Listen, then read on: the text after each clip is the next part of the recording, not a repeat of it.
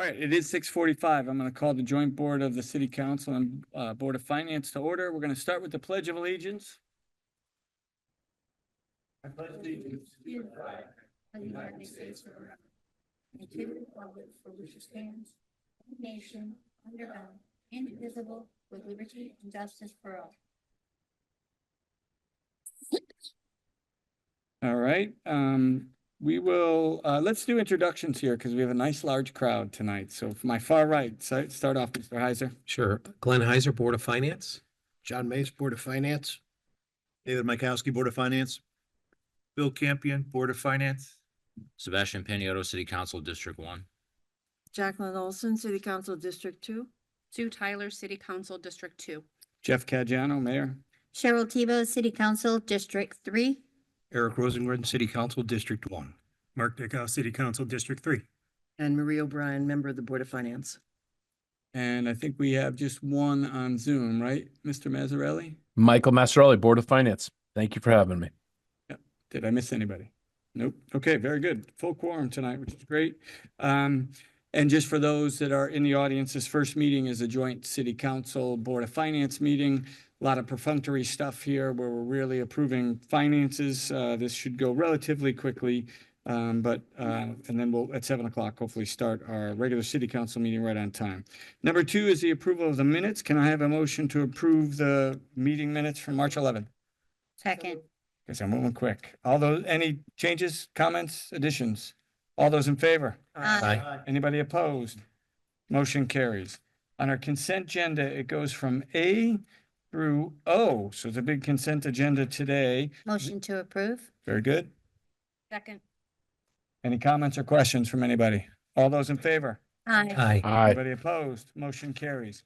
Number 4 is the capital projects on the schools. So I'll entertain a motion to make an additional appropriation totaling $251,800 within the capital project schools for the Bristol Eastern and Bristol Central High School roof renovations and to take any actions as necessary.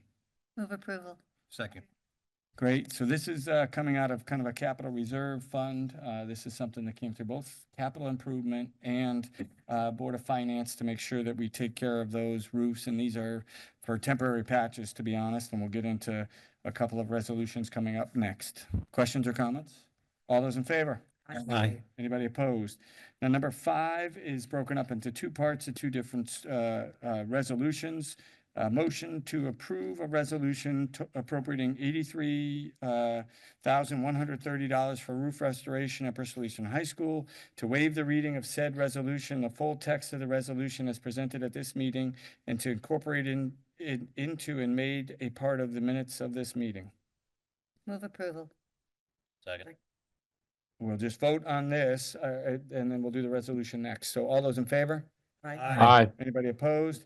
And now the actual resolution for the issuance of bonds or notes in the amount of $83,130 to finance the appropriation for the roof restoration at Bristol Eastern High School, and to waive the reading of said resolution and full text of the resolution as presented at this meeting, and to incorporate into and made part of the meeting minutes. Move approval. Second. We'll do a roll call vote on this one. Commissioner Campion, Yes. Commissioner Heiser, Yes. Commissioner Mace, Yes. Commissioner Mikowski, Yes. Commissioner Mazzarelli, Yes. Commissioner O'Brien, Yes. Councilmember Dickow, Yes. Councilmember Olson, Yes. Councilmember Paniotto, Yes. Councilmember Rosengren, Yes. Councilmember Tebow, Yes. Councilmember Tyler, Yes. Mr. Mayor. Yes, unanimously approved.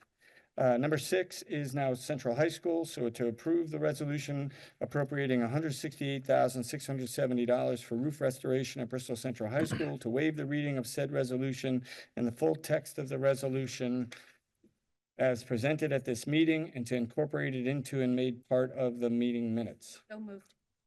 Second. All those in favor? Aye. Aye. Anybody opposed? And now the actual resolution to approve the resolution authorizing the issuance of bonds or notes in the amount of $168,670 to finance the appropriation for roof restoration at Bristol Central High School, to waive the reading of said resolution and full text of the resolution as presented at this meeting, and to incorporate it into and made a part of the minutes of this meeting. Move approval. Second. Roll call vote? Commissioner Campion, Yes. Commissioner Heiser, Yes. Commissioner Mace, Yes. Commissioner Mikowski, Yes. Commissioner Mazzarelli, Yes. Commissioner O'Brien, Yes. Councilmember Dickow, Yes. Councilmember Olson, Yes. Councilmember Paniotto, Yes. Councilmember Rosengren, Yes. Councilmember Tebow, Yes. Councilmember Tyler, Yes. Mr. Mayor. Yes, passes unanimously. We'll move on to number 7, to approve a resolution authorizing the reallocation of unexpected bond proceeds from original capital projects to the roof restoration projects at Bristol Eastern High School and Bristol Central High School, to waive the reading of the full text of the resolution as presented at this meeting and to incorporate it into and made part of the minutes of this meeting. Motion to approve. Second. Great. This is a resolution roll call vote as well. Commissioner Campion, Yes. Commissioner Heiser, Yes. Commissioner Mace, Yes. Commissioner Mikowski. Yes. Commissioner Mazzarelli, Yes. Commissioner O'Brien. Yes. Councilmember Dickow, Yes. Councilmember Olson, Yes. Councilmember Paniotto, Yes. Councilmember Rosengren, Yes. Councilmember Tebow, Yes. Councilmember Tyler, Yes. and Mr. Mayor. Yes, passes unanimously. Before I call up Diane, just to go through a little bit of this, first, thanks to the Board of Finance. I was at the Northeast Middle School meeting minutes. You can see that we're spending an awful lot of money on schools. I think it just needs to be noted as well. And thank to the Board of Finance, because this is an emergency resolution and a change that came through our capital improvement and Board of Finance meetings to make sure that we're taking care of our schools. So I do appreciate that, all of you. Diane, we're ready for your monthly report.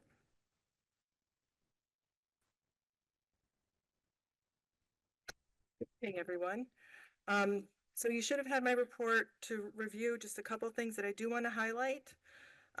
Tax collections are coming in well above where they were pretty much last year, pretty much in line. Current tax revenues are at 99.1%. I have no issues. I think she will exceed the 100% on a budget basis going forward. So good news there. Prior tax revenues are at 1.8 million or 99.5% of the budget. Just a reminder, and I will talk about this a little bit, the assessor's office did go through some personal property audits that the Board of Finance funded, I think probably 2 years ago we started this process. To date, on the first phase of this project, $985,000 has been billed in taxes and $235,000 in back. So for the last 2 years, we're able to collect interest on that as well. So that has been billed to date just with phase 1 of this project. To date, what has been collected is $718,000. $592 of that was for taxes and $126,000 was in interest. As I note, this was a very successful initiative by the assessor's office, and I know John DiGiovanna, the assistant assessor, was very instrumental in moving this forward project, and also Tom Denote. So it's working out really well, and they actually are starting phase 2 of the project. So hopefully we'll be able to generate additional tax billings and put that on the grand list next year. Just do want to know, because a question did come up, you do have later on in your agenda to waive some interest on one of these accounts. The total, because I noticed the total wasn't in the resolution, was $74,639.19, just so you have that if you need it for the motion. The tax office also has recently received $43,000 in delinquent accounts that they were going after, and did do that with the assistance from Corporation Counsel, so working really well on a program there and have bring in a lot of delinquent taxes there. And supplemental, we are actually over budget there at 1.82 million. So good, some money to add into our surplus revenues as we get towards the end of the year, which I'll talk about in a second. Building fees, conveyance fees coming in as planned, nothing new or to highlight there. And investment earnings, we are actually estimating that we will collect 2.8 million in investment earnings this year. And we did budget 1.1, so we actually are over right now, and we are trending in that direction. So I know the deputy treasurer has been doing a great job of investing those funds at higher interest rates and laddering them to take advantage of those rates. On the expenditure side, on the city side, I know we are watching our expenditures diligently, and I know we are we'll have some surplus funds in some of our accounts, which will help. I did have my staff go through over the last month while we were working on the budget to kind of estimate where we will end the year. In the past, we have had some good healthy surpluses that we were able to put funds into our mill rate stabilization reserve fund, fund our capital equipment building sinking fund, and also put some additional funds in other reserves. Right now, we are projecting we will be about a $2.5 million to $3 million surplus. That's taking in the revenues less the expenditures. That will be the net. And right now, I know when I did my budget presentation last week, I said that we are about at 13% of fund balance on a budget basis. Board of Finance policy is 12 to 15%. The reason I bring that up is I know the Board of Ed has been running at a deficit for the last few months. And it's been ranging anywhere from 5 million to up to 9 million, most recently about a week ago. And just yesterday, we did receive a letter, the chairman, Board of Finance received a letter yesterday that they're estimating a $7,365,226 deficit and asked for an appropriation for that amount. I do want to say that any surplus that we have this year will have to go towards that. And we will more than likely have to go into fund balance. Every $2.41 million right now represents 1% of our fund balance declining. So right now we're at 13%. We will probably be below the 12% that the Board of Finance has as their policy. So I just want to bring that here. I did talk about it last week when I presented the budget, but it is something just to keep in the back of your mind. I'm hoping our revenue estimates and our expenditure estimates are very conservative and that we do better when we get towards the end of the year.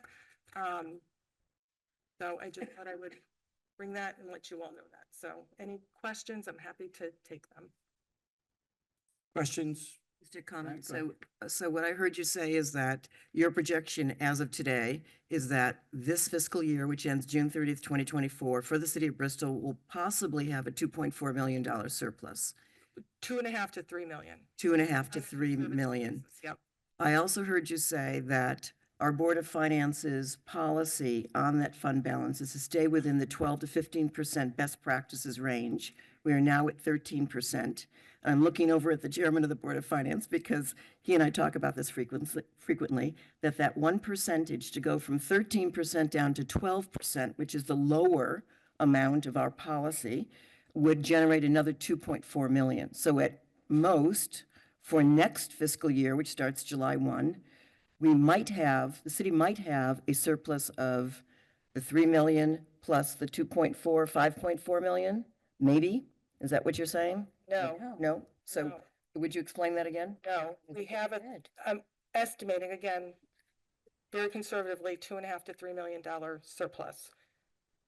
And I did not say this, so let me point this out.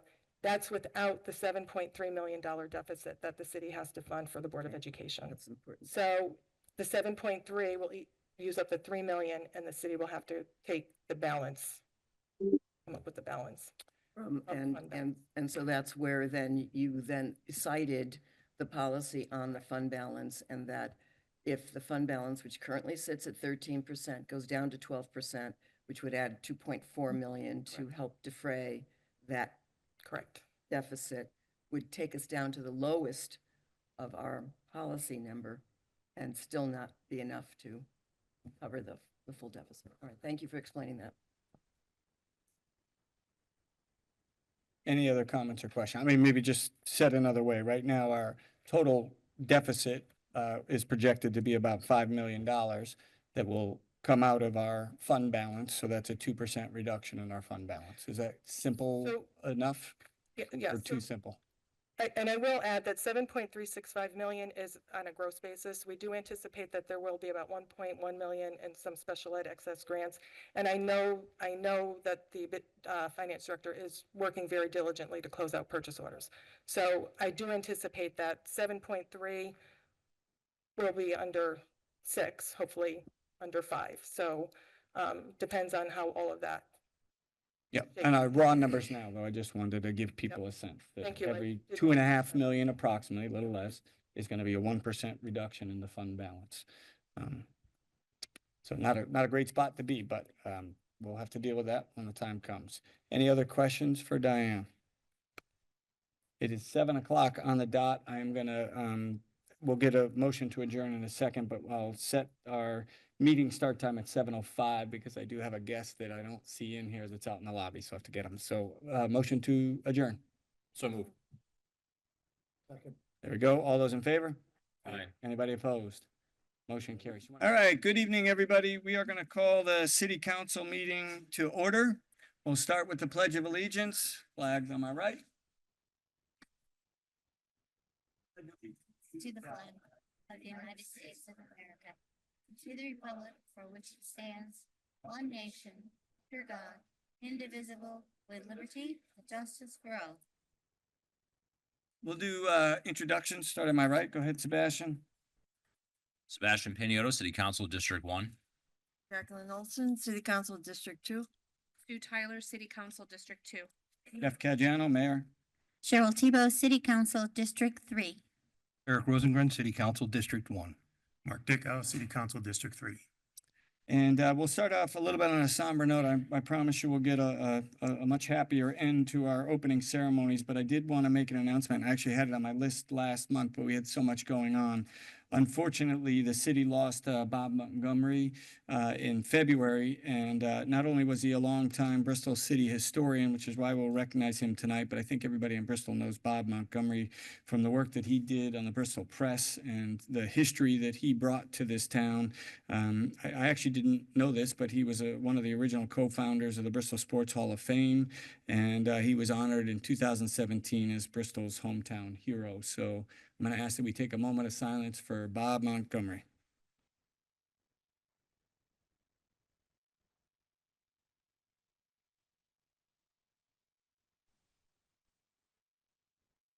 Thank you. And we have one more. I know you want to do this one, Eric. Go ahead. Yeah, I was literally driving here tonight when I found this out. I'd like to take a moment of silence for James Ritchie, who passed away this morning. He was a longtime Bristol resident who raised a family here. He's survived by his 2 daughters. He was involved in the community. He served on the Inland Wetlands Board and still did up until this morning. And he also had a lot of input on other committees here in town. He was also a very vocal Second Amendment supporter, and he ran the outreach chapter of CCDL here in Bristol. So I'd just like to take a moment of silence for James. Thank you.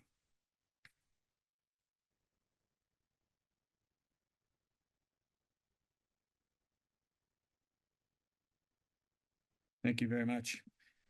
All right, let's move on to a hero that we would like to recognize tonight, who we have recognized for his 100th birthday, which wasn't long ago. And I'm going to ask Joe to walk up to the microphone.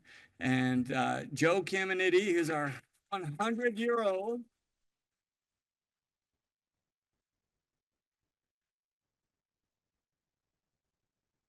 In 1 second, Iwo Jima survivor. So Joe went to Iwo Jima just a little over a week ago, and I said this, and actually the news picked this up. They should have done Joe's whole story because he talked for about 10 minutes, and he's so great to listen to. But I don't know that many of us would go halfway around the world for the second time, 80 years later, at the age of 100 years old, to commemorate one of our most historic battles. And for those of you that are not aware, there are very few Iwo Jima survivors left. And unfortunately, the Japanese suffered great losses, so there weren't many of them to begin with. But Joe is one of 6, I think, that actually were able to make the trip. Or Yes. Yeah, and we're very proud to have him here in Bristol. And he wanted to come back tonight because he has a presentation for us. So I'll let either Neil or Joe go, but we definitely want to hear from Joe on this one too. So. Okay. We are here tonight on behalf of the Iwo Jima Association of America, also the Iwo Jima Survivors Association of Connecticut. At this time, I ask the mayor to step forward. All right. At this time, Joe is going to present some sand from the actual beach that he landed troops on during World War II. We attended a ceremony called Reunion of Honor. It was to heal the damage and the hate between the United States and Japan. The Prime Minister of Japan was present. Joe took part in the ceremony. Joe actually placed one of 3 wreaths on the monument itself, which was a great honor there. And at this time, he is presenting sand. Like I said, he picked up on the beach where he landed. Joe was there for all 36 days. He took part in evacuating the wounded and also moving all the dead that were on the island. Came under fire many times, and he was under fire when he was landing troops in that. Like I said, we're here tonight there to present this to the mayor for all the help that he has given us. Thanks. I appreciate it, and we will definitely look to do something with this, you know, to memorialize this. But Joe was just talking. Joe, tell me about this sand, though. He said it's not really sand. Well, it's volcanic ash, and there isn't much left on the island anymore. The Japanese, after the war, ceded the whole island, and it got a lot of vegetation now. And I just wanted to see the beach where we landed, how it looked like after 80 years. And what did you think when you arrived 8 years later? I said, Neil, look, there's where I come in. And when the flag went up, I was on over there, and I could see it go up, you know, and I said, you know, just thinking nothing will be a historical thing, you know. Yeah. And the year before, we landed on Guam, 81 years ago. Yeah, and the governor of Guam ate you up, from what I heard. Oh, I had to sit at her table. She was a woman with her husband. Yeah. On #1 table. Yeah. While we were in Guam, we were informed Joe received the honor of Guam Liberator from the governor of Guam.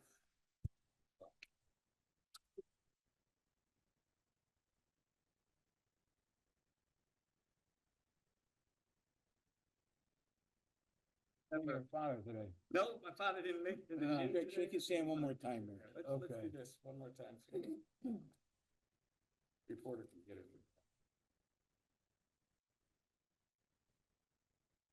There you go. Joe, keep kicking. You gonna make it? I'm ready for first birthday celebration. Oh, yeah, that's coming up pretty soon. Thank you, sir. Thanks, sir.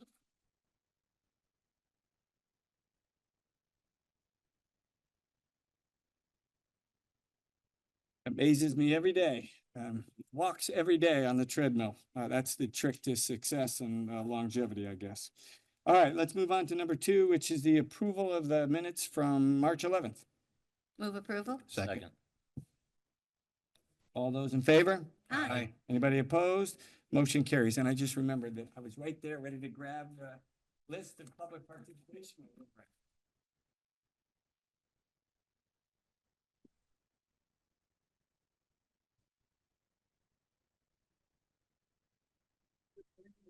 I do ask that we try to stick to a 3-minute time limit and stay focused. We could certainly set up time after if need be. We have a pretty good list tonight. Thanks, Peter. Name and address just for the record, too.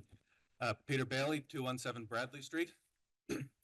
I wanted to speak out of concern about the funding of our Department of Education in support of both our Board of Ed and Mayor. I'd like to run through a little math to set the stage.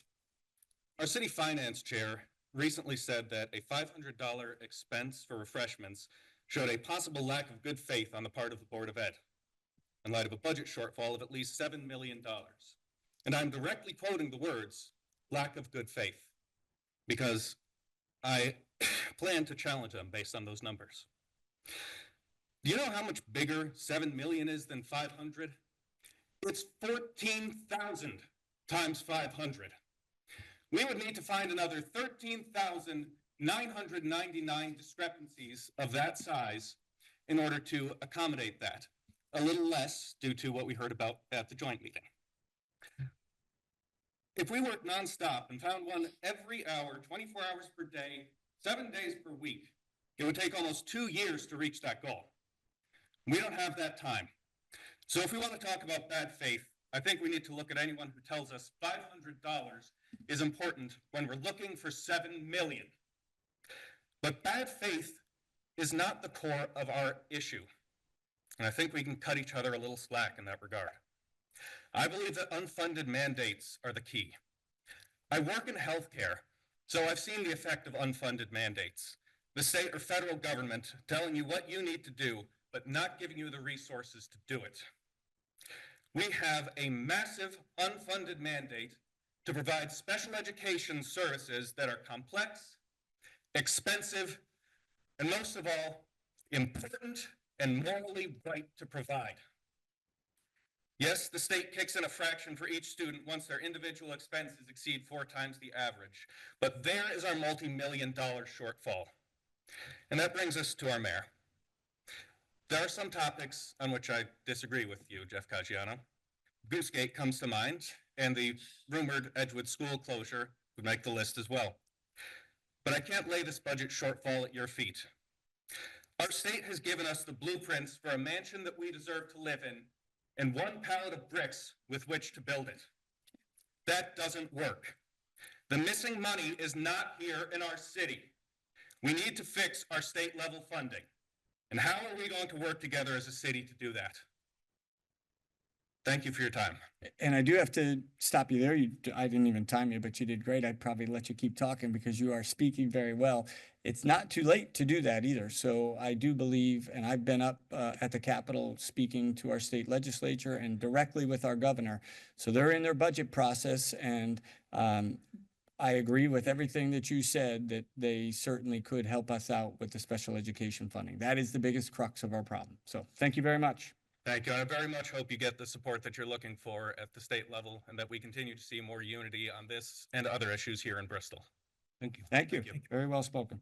Peter Kelly, you're up next.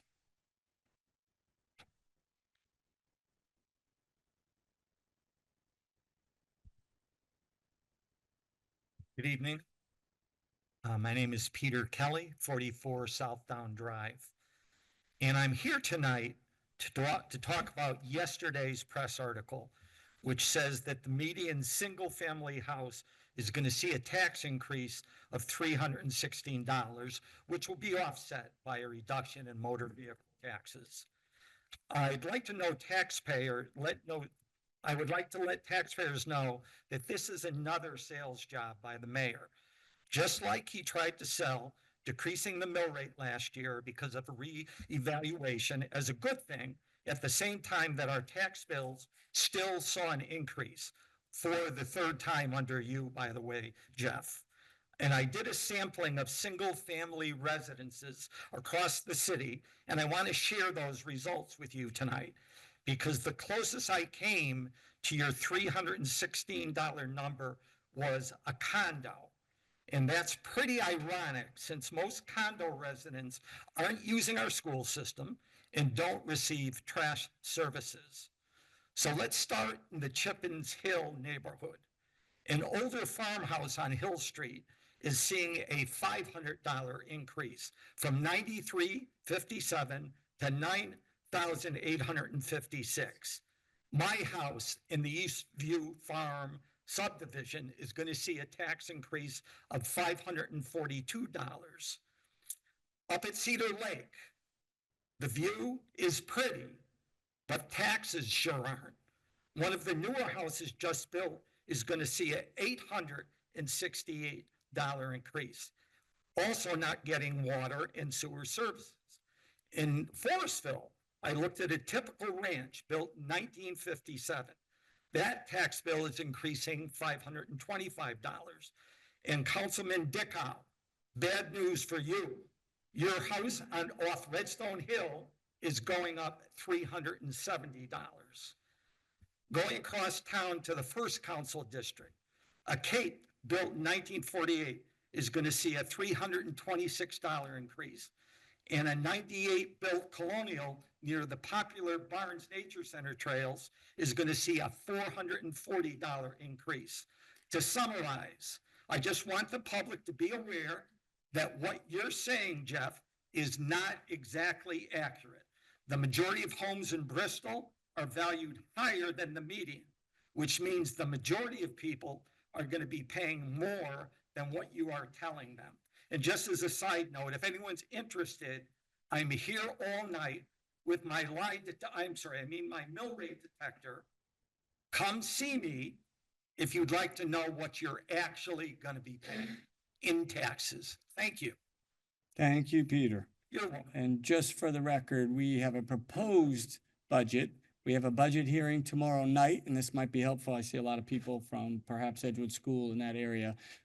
We'll be talking more about the budget tomorrow night. So thank you very much. and Stay tuned. Thank you. All right, up next is Elisa Goki.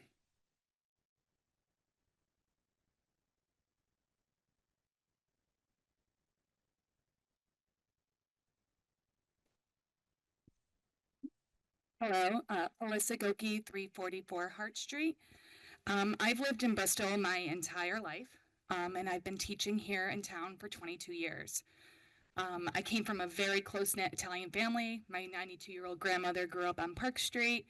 All of her kids stayed in town.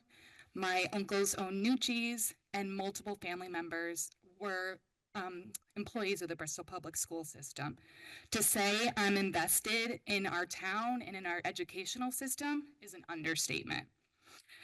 But as all of my cousins and all of my friends moved out to other towns, I stayed put because I saw firsthand how great our school system was. We were always ahead of the curve in terms of curriculum. We had competitive salaries to keep great teachers, and we cared for our students. I was part of the teaching staff at O'Connell School in 2006 when the New York Times called us the little school that could, as we were the only school in the state to get off the No Child Left Behind list. I don't have the numbers to look at the budget from those days, but I would imagine that we were fully funded. As I think back, I noticed two things about those years.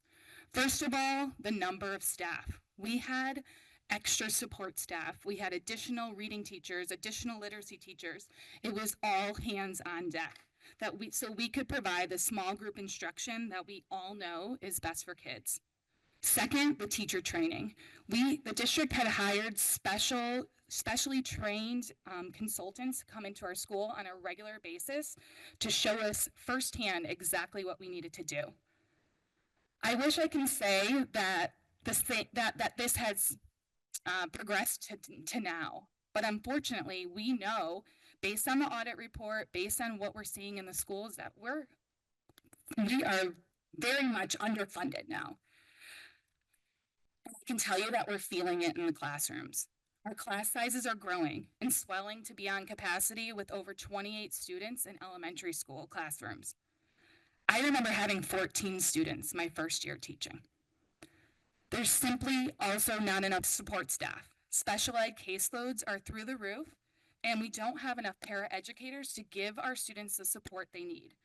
I have a class where one para comes in and is expected to support 6 or more students at a time, all who have unique behavioral needs. I taught at Edgewood School through its closure, dealing with the leaky roof, literally buckets collecting water in my library, and not enough support staff to support all of the students.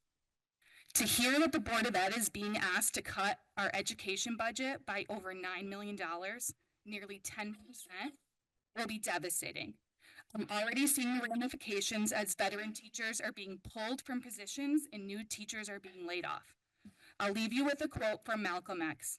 Education is the passport to the future, for tomorrow belongs to those who prepare for it today. It's not only the passport for our students, but also for the city of Bristol and how we will continue to grow and thrive in the future. Thank you, Alyssa. Morris Patton, you're up next.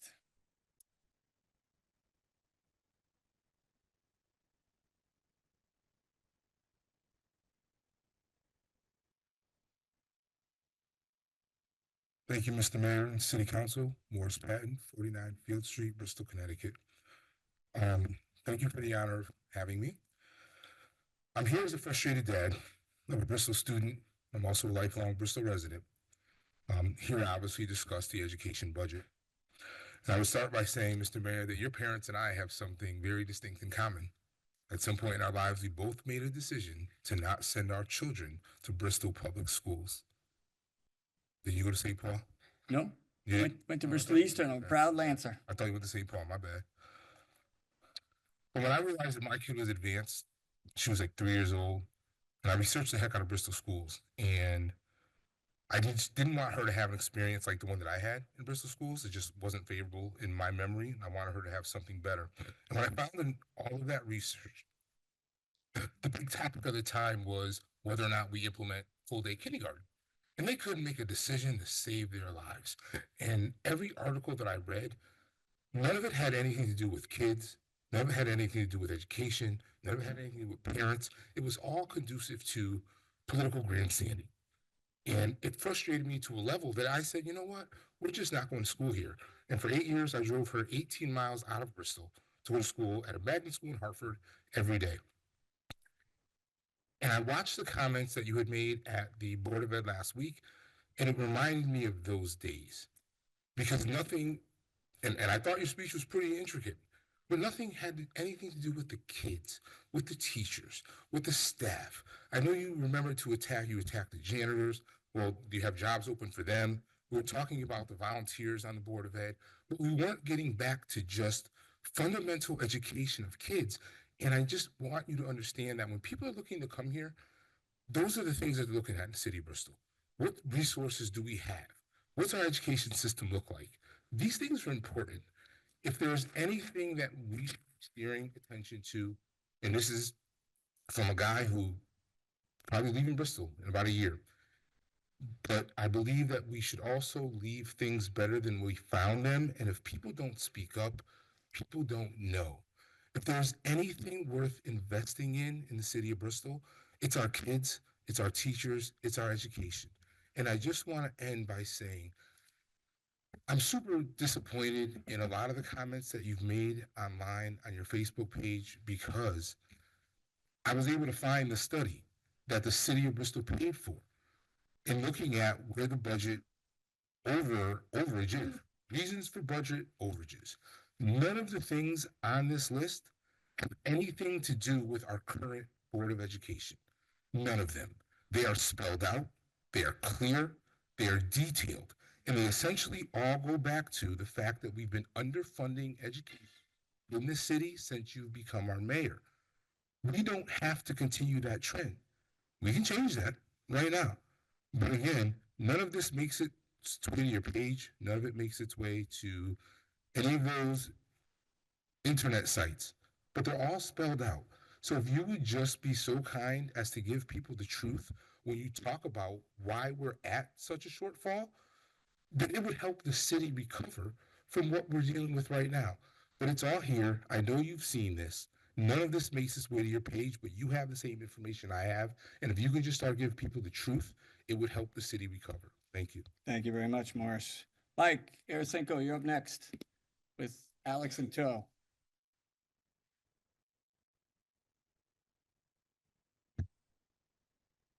Say hello. Hello. Hi, Alex.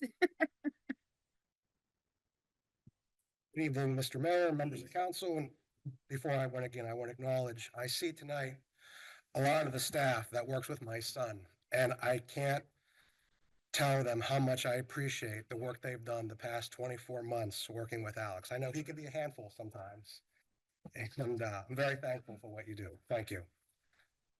For the record, Mike Garasinko, 40 Palmore Place, right here in the All Heart City of Bristol. Tonight, we'll be testing that All Heart motto.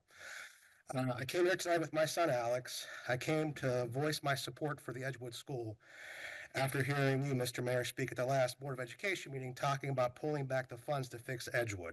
I want to express my disappointment that not once during your remarks last week did you talk about the students. As Alex's father, I can't stress enough about the positive experience our family has had with the Edgewood Pre-K Academy program. When Alex first started to attend the program, he was basically nonverbal. He was severely delayed, and as his dad, I felt hopeless. It was difficult watching other children excel while your children was delayed and falling behind. Thankfully, here in Bristol, Alex was lucky enough to attend Edgewood, and I watched over the last 24 months how my son grew, improved, and made positive learning strides. While there's still room for improvement for Alex, I am proud to report that he will be starting kindergarten next year in regular ed with behavioral support, and I give full credit to the staff at Edgewood. I'm beyond thankful for them, and so is my wife. I know this is a local election year and politicians hate raising taxes during campaign season. However, trying my best not to point fingers at the Board of Ed for overspending, it takes no responsibility upon yourselves. It lacks integrity, especially when you, Mr. Mayor, commissioned an audit to check their spending, only to have a boomerang back on you because they aren't overspending. They have been severely underfunded and have had to deficit spend in order to meet their financial and statutory obligations. I want you to look at my son, look at him, and think of the others that are like him. Think of the others that will be coming into our school system soon that will benefit from Edgewood. This building is a custom design for our special needs students, and with the appropriate investment now, this is going to save money on the Board of Ed in the long term, based on early intervention benefits. Having their own building truly makes a difference for early childhood development, and I've seen it firsthand myself with Alex.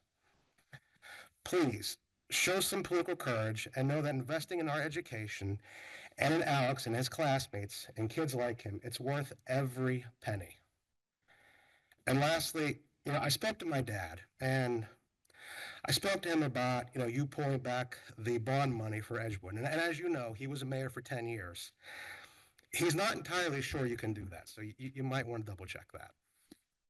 Thank you.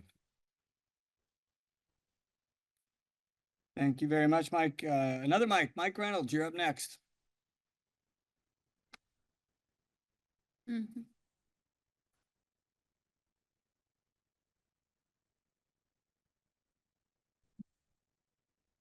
Is it on? Oh, Good to go. at the point of that, I never pressed the button. I will thank you, everybody. Thanks to the city council and the mayor for giving me the opportunity to speak. I am Mike Reynolds, president of the Bristol Federation of Teachers. So 985 Farmington Avenue. Thank you. As I stated for everybody who's at the Board of Ed meeting or listened at the Board of Ed meeting last week, and I feel it's important to reiterate tonight, the Bristol Federation of Teachers trusts in Superintendent White and the Board of Ed commissioners to make the right decisions. Recently, the Board of Ed commissioners and Superintendent White conducted a survey given to all staff to elicit constructive feedback. The survey had open-ended questions and was done on paper. Teachers appreciated the opportunity to have their voice heard and to provide open, honest feedback. As the people who work day in and day out within the Bristol Public Schools with students like Alex and all students around the city of Bristol, and anybody who's on this board has probably had a child who's gone through the Bristol Public Schools, it was evident throughout the over 500 survey responses, as Alex's dad said, that teachers need more support, not less. We look forward to working collaboratively with all decision makers to continue to work towards the common goal of providing Bristol students with the best education possible. I respectfully ask that we work together to avoid eliminating any more than the 21 positions already eliminated and to avoid laying off any teachers. I recognize that difficult decisions need to be made, but if any decision maker really wants a true perspective on the importance of their decision, I ask that they spend a full week as a substitute. You can choose the grade, you can choose the school, you can choose the subject, and then come back and let's talk. We trust that the mayor, the city council, and the board of finance will make the right decisions for the Bristol community and the Bristol schools, which should be one. It shouldn't be Bristol community versus the Bristol public schools. There should be one community. In talking to other presidents in other towns, I asked them, are you having a budget deficit? Towns like West Hartford's president, towns like Farmington's president, towns like Avon's president, and I know because as teachers, they come to us and say, we want to compete with Avon. We want to compete with Farmington. We want to compete with West Hartford. And the pressure is put on the teachers. When I ask them, are you having trouble with the budget? The answer of every president is no. When we go to our board, they say, we want to be a top school district. Our parents recognize it. We will fully fund the schools, and we will make sure that we're a top school district. Bristol, with the funding that we've had, we've made it as a top 50 school district. But we need the continued support. We need the continued funding, not pull it when we need it the most. But I thank you for the opportunity to speak, and for your time. Thank you very much, Mr. Reynolds. Just one. I don't have anybody else here. We'll see if anybody wants to speak on Zoom, but I just wanted to respond wholly to most of the public participation was on education in Edgewood School. I just want everybody to know procedurally that nothing is on the agenda tonight for Edgewood School. This is discussions that will happen through the Board of Finance and have been happening through our budget process. So tomorrow night, we do have another meeting that will address topics like that. I think the other thing that is just to have some clarity when I went to the Board of Education the other night is was on the Board of Ed. I actually have a mother that was a teacher in town here for 30 years and a sister that's currently teaching. So I am very pro-education and teacher. IDA was made so that we had special education, and those mandates are coming down. I think Mr. Bailey said that best. We are looking for children to get the best education in the least restrictive environment. There are some counter arguments that putting all of the kids in one school is not the least restrictive argument or place to be, and that argument has some valid to it. So we are going to work with the Board of Ed, as I said at that night at the Board of Ed, to try to come up with solutions, and we want to make sure that the children, so I'm saying it tonight, get the best education that they could. Remember, I had 3 minutes there as well and wanted to get right to the point that our current issue is current spending, not so much the budget next year, and we'll work together on that. Anybody on Zoom wish to address the council? Last call. All right. Thank you all. We will move on to our announcements, and I will start on my left this time. Councilman Dickow.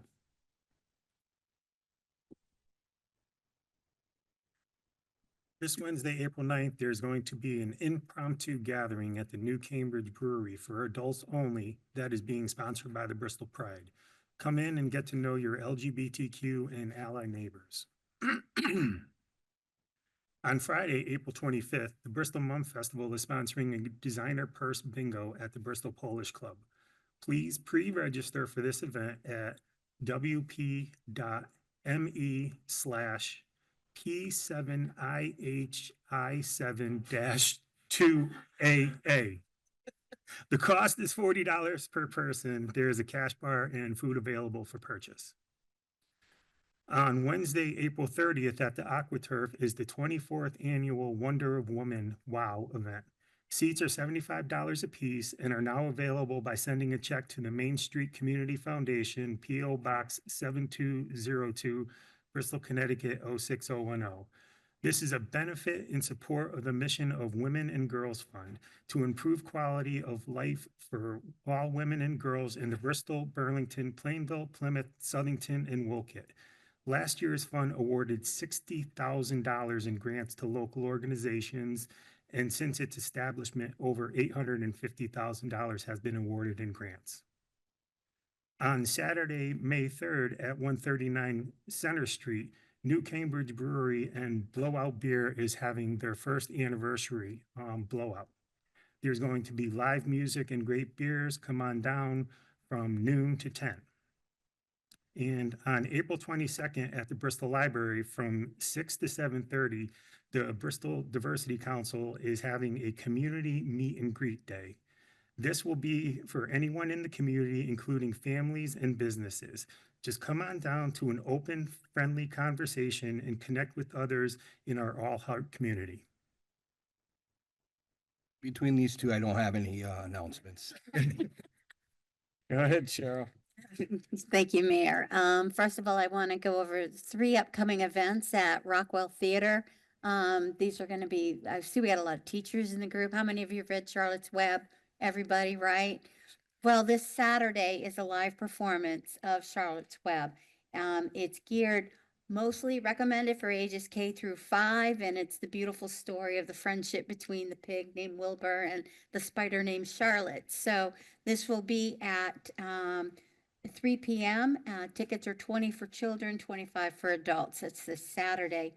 Coming on Saturday, April 19th, is a show for somebody who's into indie folk and original music.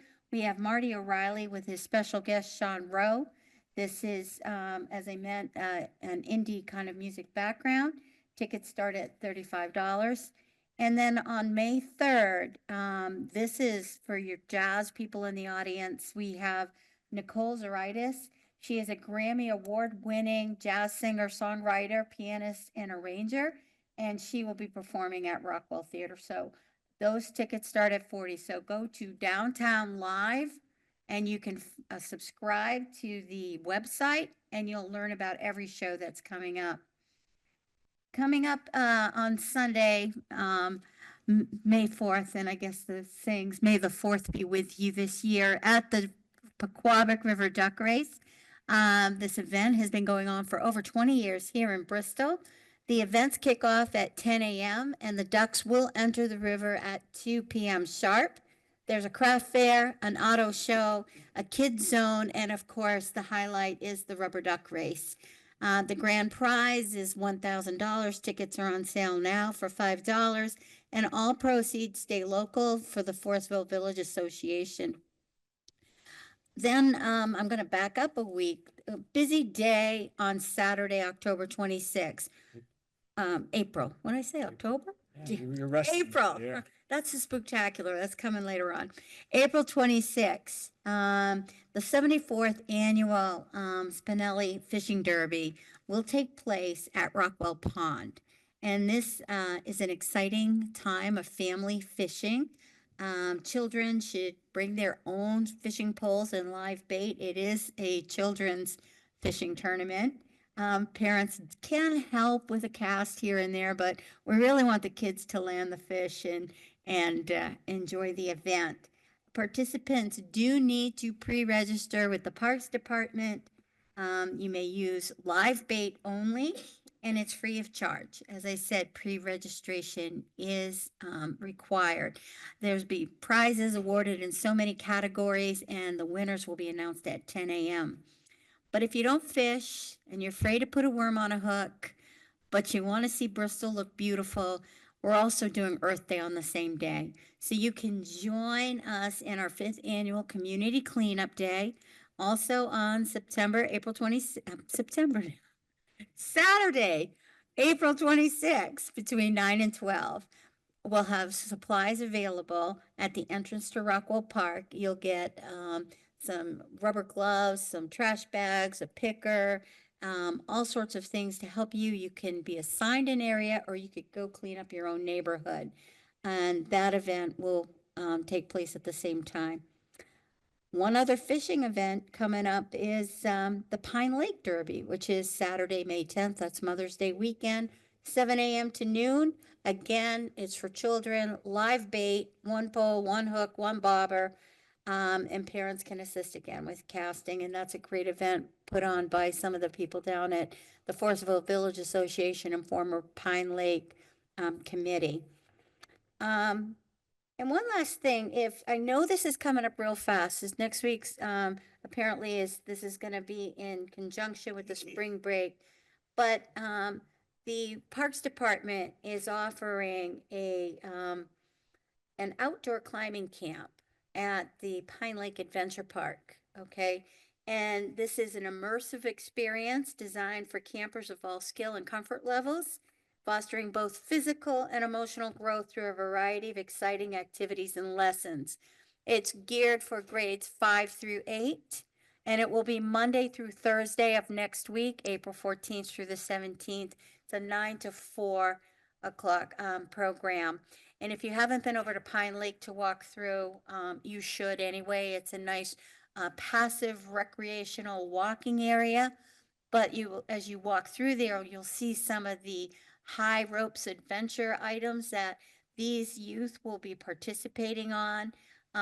So if you know somebody who doesn't know what to do with their youth next week and they're in grades 5 through 8, this is going to be an awesome camp for them to be involved in.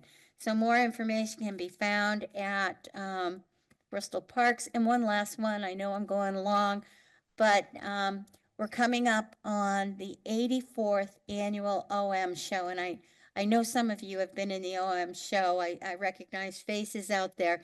This is the longest running show of any kind like it in Bristol. The show dates are April 25th and 26th, 7:30 at the Rockwell Theater, Tickets are only $25, and you can go to the omkeystone.com website and follow that link to purchase tickets. Thank you. Thank you, Cheryl. Uh-oh, Eric's got one. I just want to add, onto the cleanup. I believe you can get the grabber pack and all that if you go to, Public Works and just grab it there if you're not able to get down to Rockwell. And I think you can get the, anytime Public Works is open right now. All supplies last. Second floor, City Hall.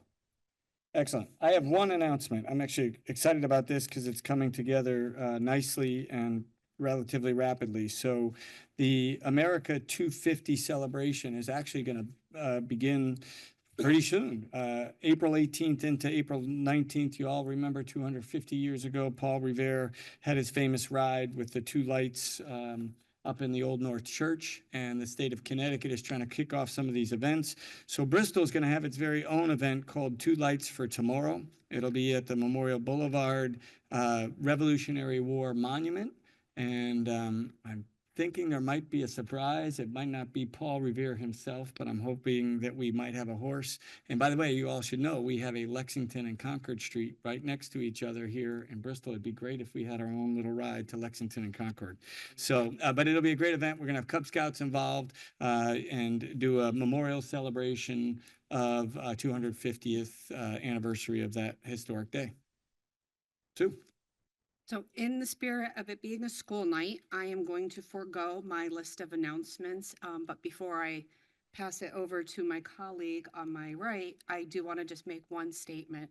Putting aside budgets and financing and all of that other stuff, I just want to say that I commend every single person who works in our school system with our students.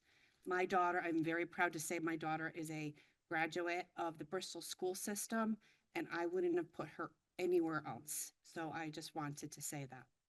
Thank you for Thanks, Sue. everything you do. Jackie? Thank you, Mayor. On behalf of Public Works, the Jerome Avenue Bridge is scheduled to open on April 22nd, so.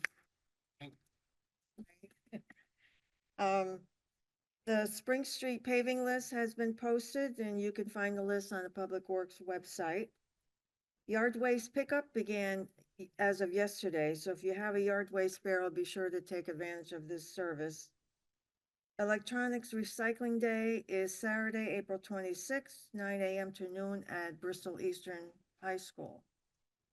On the water and sewer side, last year you may remember that the board approved rate increases for 3 consecutive years. The second increase will be effective this July. So if you have sewer only, the quarterly amount will increase from $94.97 to $103.17.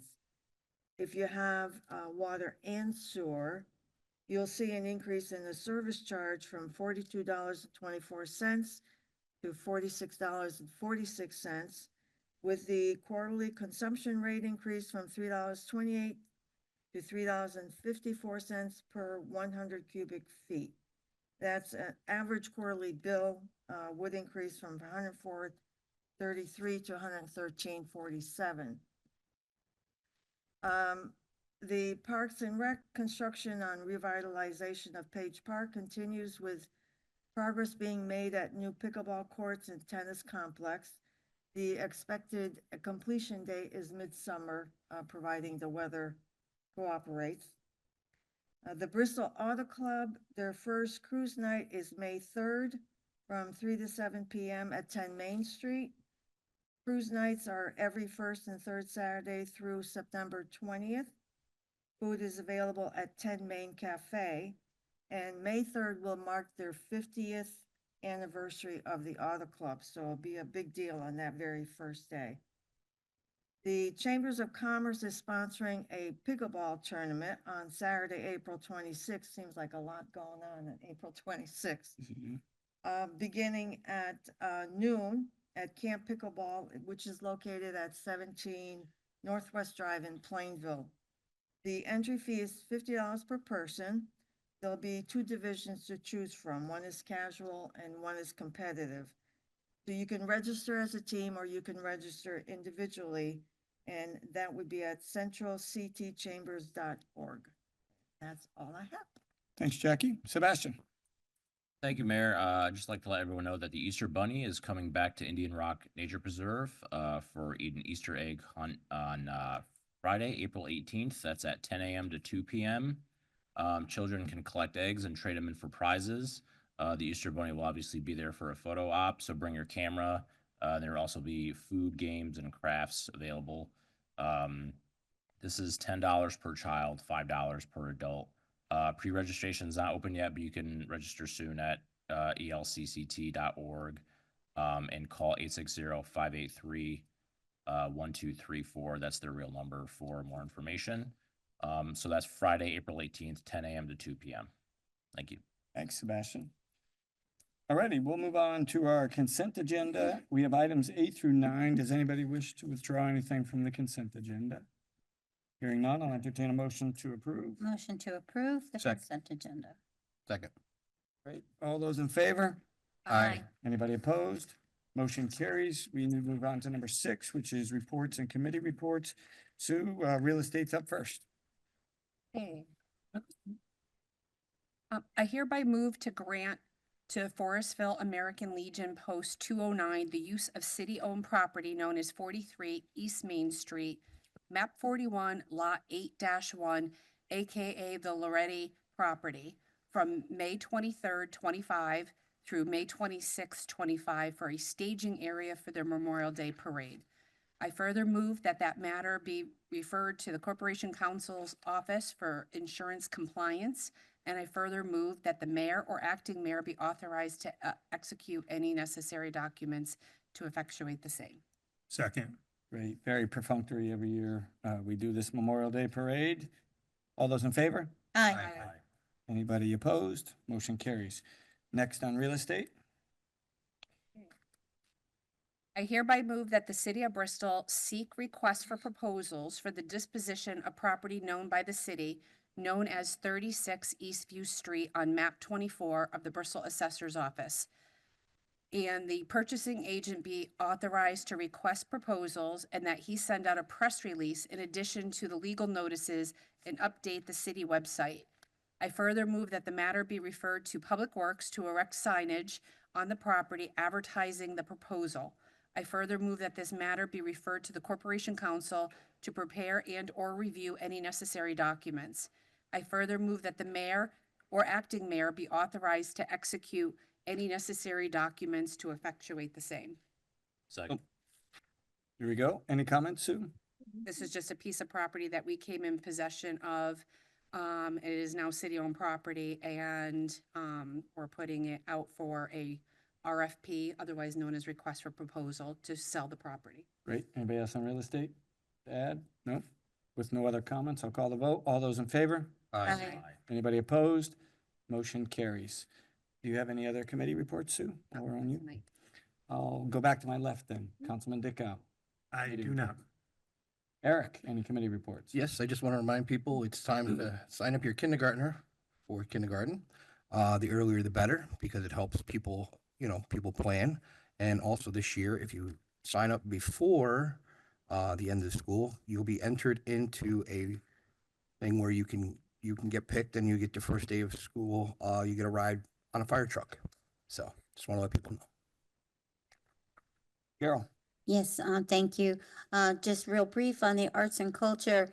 We are planning our cultural district walk with the Connecticut Department of Economic and Community Development on Tuesday, May 13th from 10 a.m. to 1 p.m.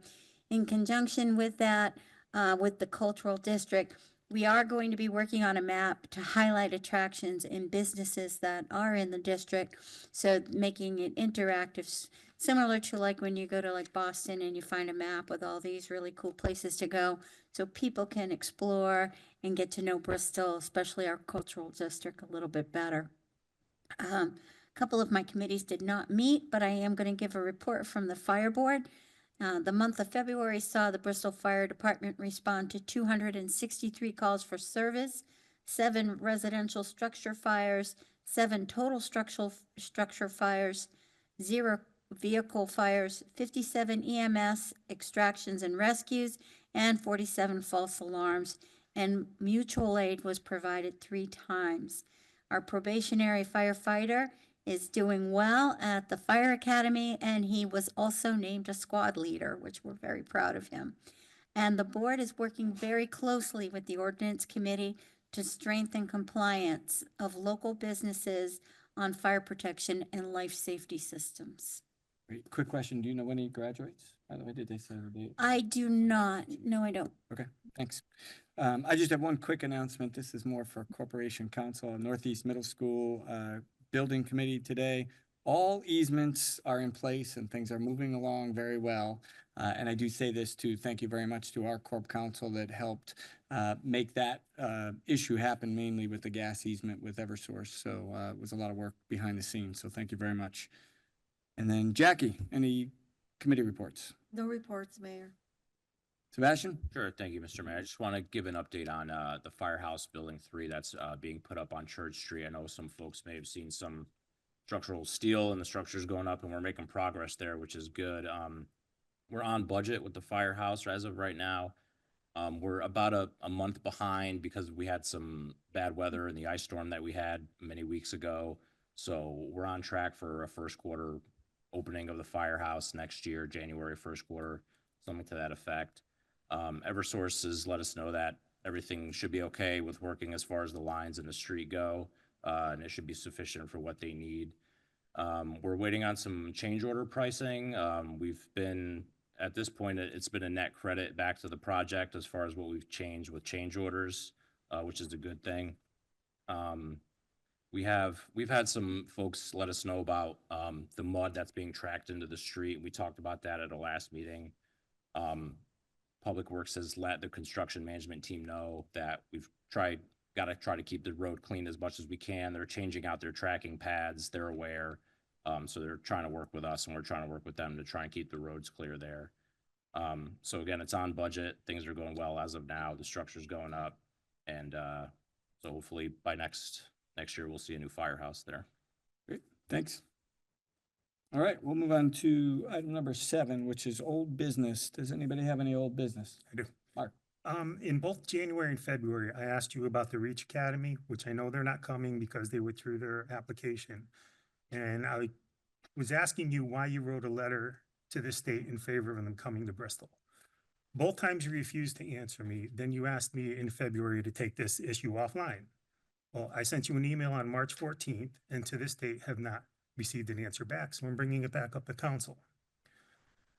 We are having issues funding the Board of Education. And if the Reach Academy did come to Bristol, we would have lost an additional amount of funding of over $6 million.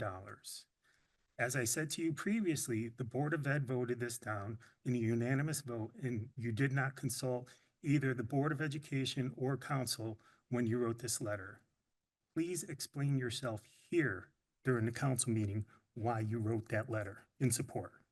I appreciate your question, but I don't think we have time to deal with hypotheticals right now and not a meeting agenda item. Eric, do you have any old business or anybody else have any old business? No. Nope. Thank you. Any new business? Hearing no new business, we'll go to resignations, which I don't think we have any. All right, and we go to appointments. Of course, my list, oh, here it is, very handy, good. First one is City Arts and Culture. I'd like to entertain a motion to reappoint Nigel Winter. His term will expire in 4/28. Move approval. We love Nigel. He's awesome. Second. Second, there we go. All those in favor? Aye. Anybody opposed? Motion carries.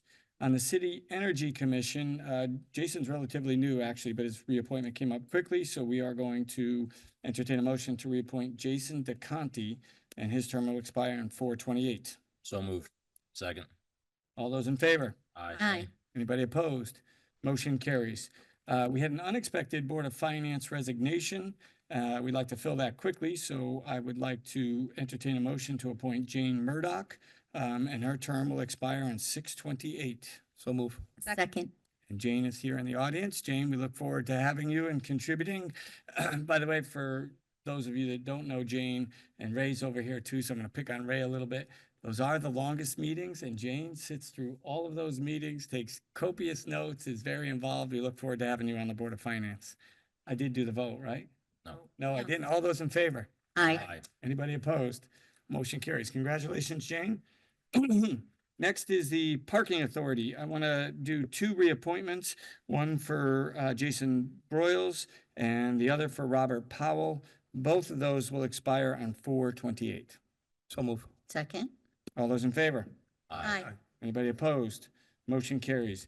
And then on the Planning Commission, we're going to appoint Greg Klimick. His term will expire on 7/28. Second. All those in favor? Aye. Anybody opposed? Motion carries. I didn't miss any. We do have a resignation that we expect on the Bristol Burlington Health Department.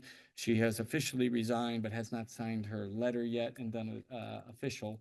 But she signed. She isn't official because she didn't sign, but she is going to resign. So we will have that one next month.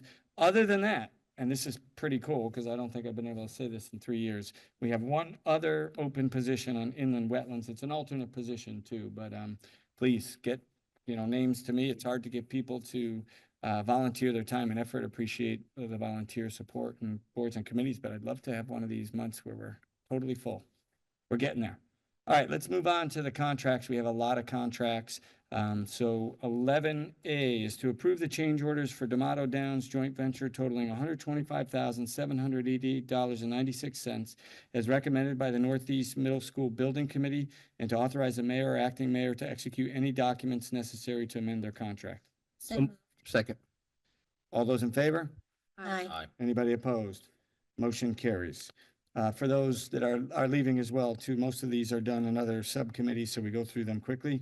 To award contract 2P25044, professional service relative to design, preparation of construction documents for the replacement of Andrew Street Bridge over unnamed brook to KS Engineers PC in the amount of $192,300, and to authorize the mayor or acting mayor to execute any and all documents necessary to effect said contract.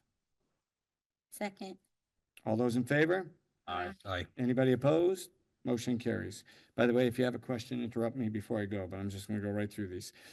To award contract 2P25045, professional services relative to design and preparation of construction documents for the replacement of Mellon Street Culvert over unnamed stream to Wengel, McDonald, and Costello Incorporated in the amount of $180,059, and to authorize the mayor or acting mayor to execute any and all documents necessary to effectuate said contract. Move approval. Jackie, you gonna be my second? Good. All those in favor? Aye. Aye. Anybody opposed? Motion carries. Motion to approve amendment 01 for contract 2P19062B, bridge replacement design services, Lake Avenue over Cuscutter Brook to WSP USA in the amount of $222,689, and to authorize the mayor or acting mayor to execute any and all documents necessary to effect said contract amendment. So moved. Second. All those in favor? Aye. Anybody opposed? Motion carries. To award contract 2C25059, replacement of Bridge 017005 Lake Avenue over Cuscutter Brook to Trademark Contractors LLC in the amount of $1,131,615, and to authorize the mayor or acting mayor to execute any and all documents. So move. Second. All those in favor? Aye. Aye. Anybody opposed? Motion carries.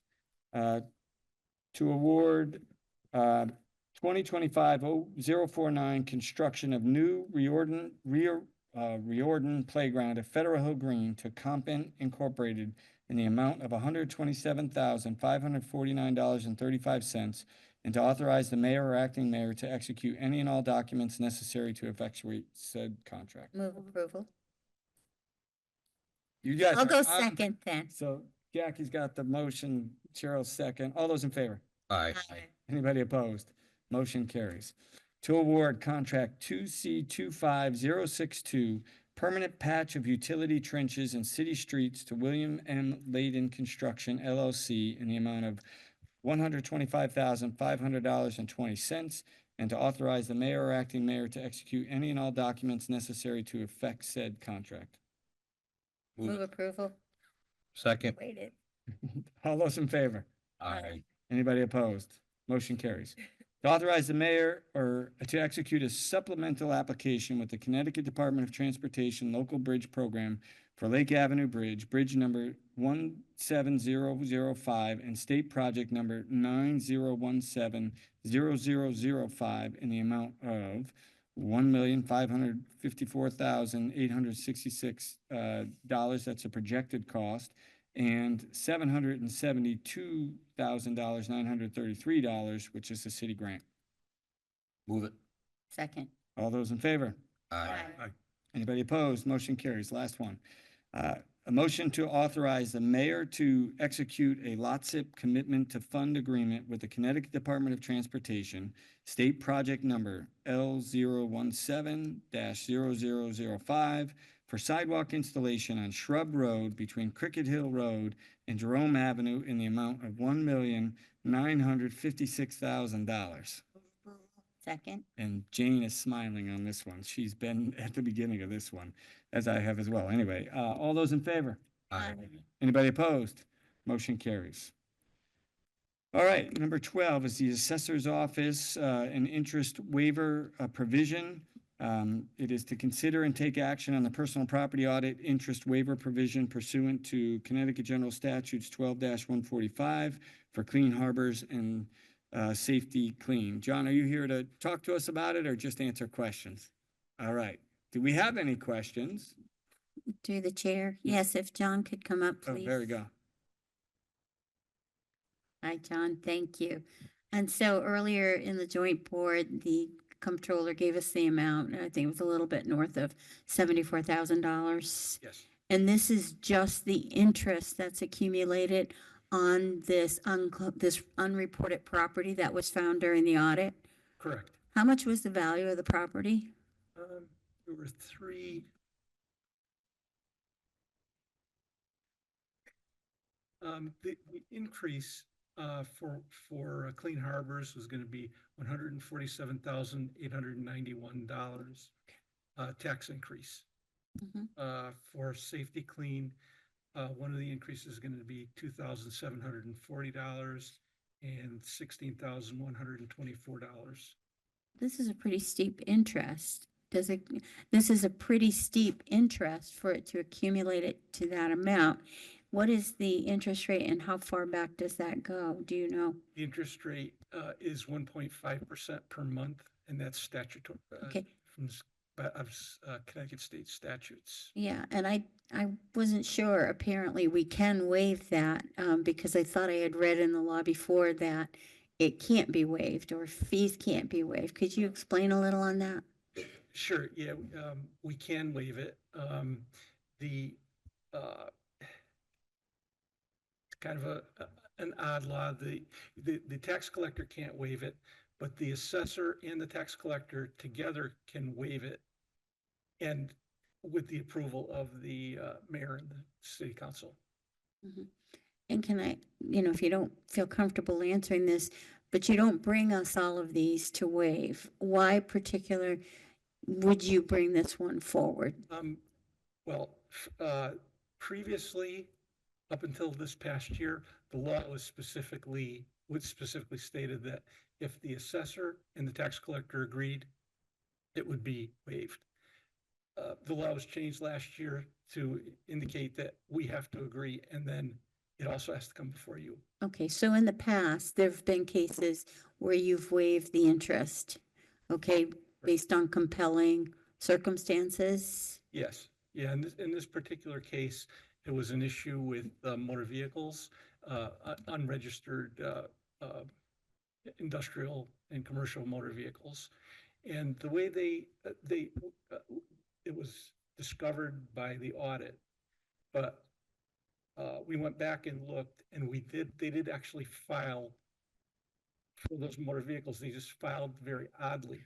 They filed it by sending us a ream of paper that said, this is everything we own in the country. And these are in Connecticut, but they didn't specifically say they were in Bristol. So that's why we felt it was fair, to be fair and equitable, we should waive the interest. They didn't hide them, it was just not the detail we needed maybe to know they were there. Correct. Thank you for that. And it just happens that the same audit firm both companies used, so they filed it ambiguously, let's say, for both accounts. Thank you for that clarification. Great. Any other questions? Nope, I don't think so. So I think we need a motion on this. I'm just looking, I have it open here. The motion would be, I guess, to waive the interest waiver pursuant to 12-145 for Clean Harbors and Safety Clean. Second. Sound good? Yep, I got a yes. All those in favor? Aye. Anybody opposed? Motion carries. All right, up next is number 13. And I'm going to bring up Justin and Charlie, perhaps, if they want to just talk about this project a little bit. This has been, very well vetted through ECD, a longstanding fallow property that we've had on 894 Middle Street. And we are ready to move forward. So I'll let you do the highlight, and then we have a long motion, but thank you for the time this evening. I kind of summarized it with the materials for the city council meeting, but back in November, the ECD, so that's Economic and Community Development Board, of which Mark is a member, and of course the mayor. We went out to bid in partnership with Roger Rousseau and our purchasing department for the property we call 894 Middle Street. It's about 15 to 16 acres, right across from ESPN on Middle Street. And the city has actually had an interest in this property for 10 years, probably at least. It started out that the city took this property through a tax foreclosure. The owners just simply weren't paying taxes. The issue was it was a known brownfield at that time. But the city did that, allowed us, the ECD, to apply for grant funds. Don Ledger, myself actually too, back then, won some grant funding through a couple different organizations, but the state really came in pretty big for us and offered a grant of $1.5 million to clean the contamination on that site. The problem was, over the years, we kept finding greater contamination as we were cleaning. So the city stepped up, funded quite a bit as well on that cleanup, all with the end goal. The North Star was always to get this out of our hands and into a private owner for tax purposes, hopefully jobs and that sort of thing. So here we are, November of 2024, went out to bid. We received one proposal from the carrier group for the project that's we're proposing tonight, and that's a industrial development. Charlie, do you want to say a couple words about the project? Sure. Good evening. For those of you who may not know me, my name is Charlie Talmadge. I'm the president of Development Planning Solutions here, representing the Carrier Construction Company. Their proposal for this property is what we're calling an industrial condo complex, although at the onset it will be completely owned and leased by the Carrier Construction Company. Depending on interior partitioning, we're envisioning between 25 and 45 industrial tenants to be able to occupy this space, built out in what is now going to be built out in 2 phases. Originally proposed as 3 phases. We went through a couple of rounds of conversations with the economic development folks. Thank you to Mr. Malley and our mayor for participating in those discussions. This project at this point has been heavily vetted by the economic development community, and I think we're ready to move it forward. I'd agree. Any specific questions? I'd be happy to answer them. Sure. Through the chair, is it still a brownfield? Does that still qualify as a brownfield? I believe it qualifies as a brownfield in perpetuity, but it's a brownfield that's been remediated to the satisfaction of both the state and the federal government. EPA specifically. We're just doing groundwater monitoring at this point, but both EPA and the state has given the city their blessing to go ahead and sell it and develop the property. Thank you. And maybe just add a little clarity as well too. This is why when we went out for proposal, we didn't go out for dwelling or living units, because this is going to be ongoingly monitored, so it's a much more appropriate reuse of the property. Correct. And through the chair. Add to that, there is some contaminated material that remains on a site in one of the rear corners. There are some restrictions on the property as far as use and what can happen in the areas where some contaminants remain that we're aware of as as we're going through our due diligence. So it's prime for a commercial development, and I think we can deliver a good product. And just to add to that too, so it's about half of the total land area that can be utilized, and they've done a very good job proposing to utilize all that. Eric? That was just part of my question. I just wanted to make sure that the EPA and the state have, we have in writing, where we can use this property and where we're not being able to use, or you guys are not being able to use this property. I just want to make sure that it doesn't come back and bite somebody in the future, that's all. No, it's very clear on, in the document on the survey where that contaminated material remains. As Mr. Mayor alluded to, it is a rather challenged property. In addition to the contamination, there is a large portion of wetlands on the property, and there are several sizable utility easements that transverse through there. So we're aware of all of that, trying to maximize the usable area, but there are. I just want to make sure we did our due diligence and you guys are doing the same, that's all. Thank you. City actually had a very competent environmental professional lay this all out, so we're confident in the material that's been provided. Appreciate it. Great. Just a couple questions. Is it a total of 7 buildings altogether or 7 for each phase? 7 buildings total. 7 buildings total. And will the driveway be off Enterprise Drive or off Middle? The principal driveway will be off of Enterprise Drive. That way Okay. people are exiting, they can come out to the light. We are still contemplating the potential of an enter-only driveway off of Middle Street for ease of traffic, but it doesn't make any sense to exit out onto the state road. Okay, yeah, this is exciting. So many of our trade professionals here in the community are looking for space. This, I think, is an ideal opportunity to use a brownfield property and make a home for some of those businesses.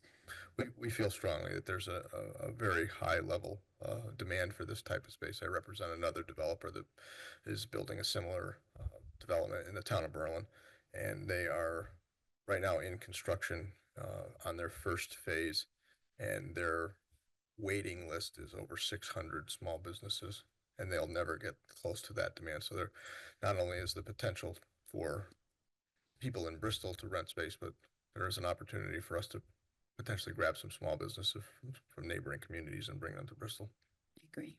Through the chair, I was just going to expand on industrial condos are very high demand. Are you already creating your own waiting list at this point, or is that still? It's difficult to create a waiting list for ourselves at this point because we don't have an estimated completion date, which is critical for people to actually sign on the dotted line. We are making it known that this project is potentially coming, and we're getting positive feedback from the community of folks who would be interested in leasing space, but we can't actually formally start developing a list without some hard, fast timeframes. You want me to make that motion? Yeah. Oh, go ahead, Jackie. So Charlie, are they, the different buildings are going to be the same as far as square footage, or are they going to be different? The buildings are designed on a bay system, so each bay is either 1,200 or 1,800 square feet. The buildings themselves, as we are combining the number of bays, are relatively different. There are 3 building types, but they're all sort of based off of that same dimension. So we have 3 larger buildings, 2 of what we would call a moderate size, and 1 small one in the corner of phase 1. Thank you. All total, we're just about 76,000 square feet of built space. And bringing in anywhere from 25 to 46 tenants. And upon completion at the end of the project, based on what we know today, we're estimating about $175,000 annual tax revenue from this project. And just to remind the board, I know ECD went through this. I think most of you have asked your questions and understand that we did work very closely with the carriers on a price for this, which there was some negotiation, which we appreciate. And we moved from a requested initially in the RFP a 15-year, 10-year 50% tax abatement to our standard enterprise 7-year tax abatement. So some good back and forth. So I do appreciate that. I think it'd be appropriate. The proposed motion is like 3 years long if we read it. So I think we could do a waiting. Go ahead. Before you get into that, just if you care, we have seen the motion and we're fine with it. We're the ones who have to be fine with it. We're voting right now. It is agreeable. All the terms that we Yeah. discussed are within Right. this motion, yes. Through the chair, I would like to waive the reading of the purchase and sale agreement for 894 Middle Street Assessor's Map 4-17-3 and 4-17-4-1. Second. And just add that as it is proposed here. As in our proposed packet. in the packet. Very good. All those in favor? Aye. Anybody opposed? Now we will take up the matter of approving that motion. So I'll entertain a motion to approve. So moved? Second. Great. Any last comments for anybody? I think we had all our questions asked. Another great, property coming alive, which is great, and continued development. And we look forward to a great partnership with the carriers. And Charlie and Justin, thank you for your help. All those in favor? Aye. Anybody opposed? Motion carries. All right, we're finally on to executive session. Who will be coming in with us? Our office on all the matters, Mayor, and our outside counsel, Jim Tallberg, will join us for item C, which we will take up first. Okay, I'd like to make a motion to go to executive session. great. Second? All those in favor? Aye. Anybody opposed? We are in executive session. I will just remind everybody that in executive session, no votes were taken. And we're not going to take votes now. I'm going to, without objection, declare that we're out of executive session. And I'll move to item 14A. Who has 14A? That's the MSC. That you, Sue? I think you're the first one. No. Nope. Who's got 14A? Jackie, you were first. Go ahead, Jackie. Oh, okay. I move that the litigation matter Superior Court docket number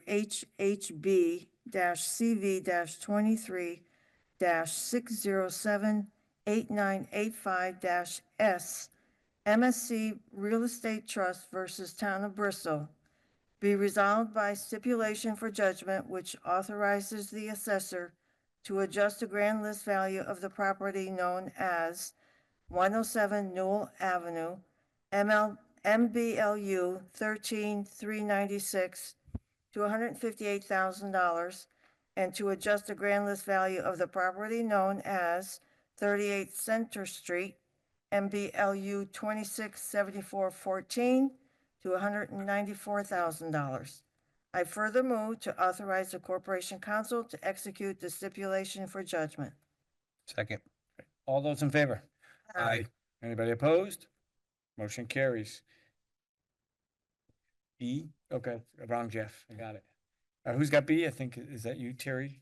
I do here. Terry Enterprise, go ahead, Jeff, Mr. Ashton. Like to make a motion. I move that litigation matter Superior Court docket number HHB-CV- excuse me, 23-607-8405-S Terry Enterprises LLC v. City of Bristol be resolved by stipulation for judgment, which authorizes the assessor to adjust the grand list value of the property known as 20 Pine Street, A MLBU 31A to $3,250,000.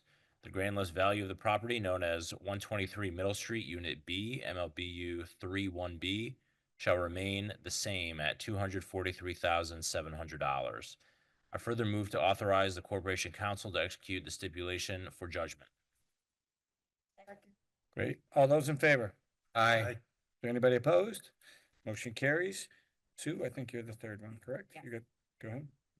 I hereby move that the City of Bristol enter into a full and final settlement in the matter of EOC Development LLC versus Mark Ziogas et al. Docket number HHD CV 24-619-2551-S, in which the City of Bristol is named as one of the co-defendants for the total amount of $25,000, which is the insurance deductible. I further move that the mayor, acting mayor, corporation counsel, or assistant corporation counsel be authorized to execute the full and final settlement. Second. All those in favor? Aye. Anybody opposed? Motion carries. Mark, you have the last one, right? Yes, I move that the litigation I move that the litigation matter Superior Court docket number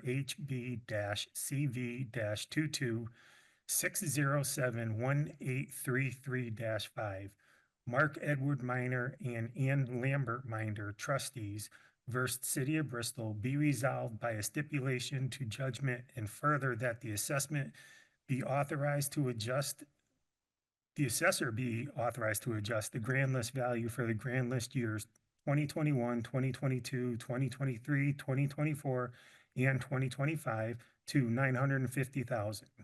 I further move that the Corporation Council be advised to execute the stipulation to judgment on behalf of the City of Bristol. Great. All those in favor? Aye. Anybody opposed? Motion carries. I make a motion to adjourn. Second. All those in favor? Aye. We're adjourned.